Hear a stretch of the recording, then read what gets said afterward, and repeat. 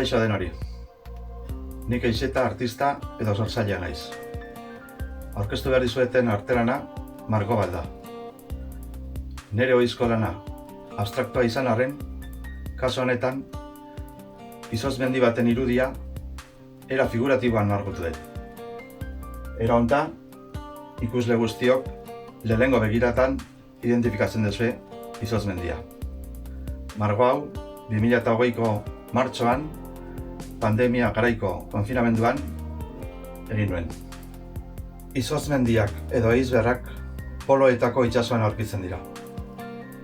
Dakizuen bezala, izotz zati ikaragarria handiak dira.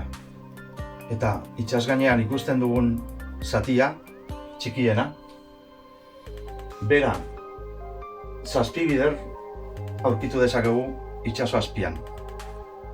Hori ikusteko margoan egin dudana izan da nolabait moztu itsasoa eta leiho bat baliz bezala azpiko zatirik handiena bistan utzi dut.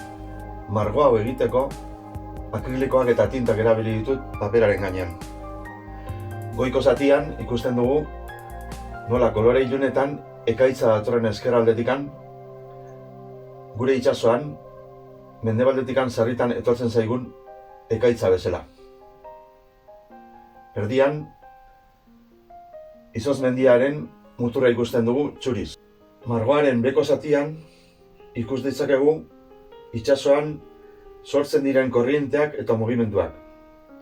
Baita ere, izozmendiaren benetazko handitasuna.